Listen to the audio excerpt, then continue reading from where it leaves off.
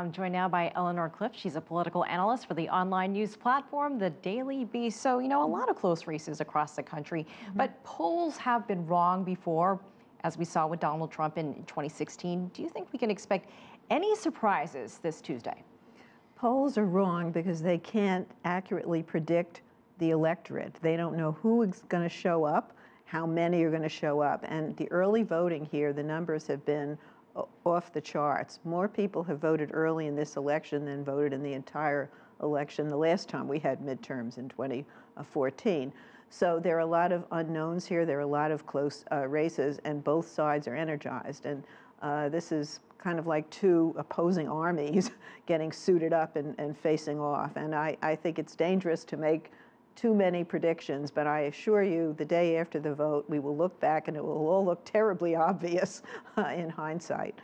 How closely are world leaders watching what's happening with this midterm election happening in the United States, especially with a potential shift in one of the houses, House of Representatives, that could have an impact on what the Trump administration is able to do going forward? Well, the midterms are always really a referendum on the party in power.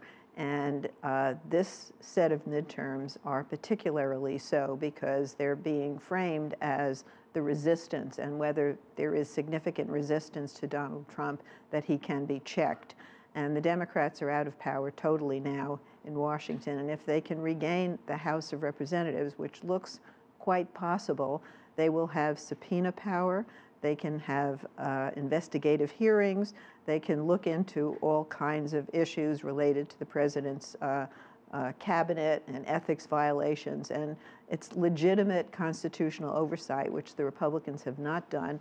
And the Democrats will do that if they do regain power. We've been hearing so much about the U.S.-China trade war, and we know that U.S. farmers generally have seemed to support the U.S. president's long-term view of these tariffs. But do you think, as a whole, the trade war and tariffs are affecting how the average voter will react at the polls? I think that's what we're going to be looking at, particularly in the Midwest. I've been watching one particular district in Ohio that President Trump won by 30 points, and the farmers there are really hurting because of soybeans and the tariffs.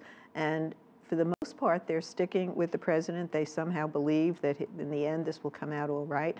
Now, if the Democrat does carry that district, then we'll know that these tariffs really bite and are hurting people's pocketbooks. But so far, it looks as though the president is holding his support in these critical districts. And there is almost an uncanny belief on the part of his voters in him that he is going to be able to deliver in the end. And they're willing to endure some hardship. But we'll know on election night if that holds true, whether there will be some sort of a backlash. And you mentioned the early voting numbers. What about when it comes to women and the younger voters, the millennials, how they're reacting? They've been very vocal in the last year and a half. President Obama has been out there on the campaign trail, which is the first time in my memory that a former president has hit the campaign trail on behalf of his party. And he's been chastising young voters and saying in 2014, only 1 in 5 showed up at the polls. And right now, the forecasters are saying they expect 1 in 3 to show up. That's still not a great showing, but if 1 in 3 shows up, that's a considerable bump up. And so I think if young voters get the message that if they want to change things, they have the power.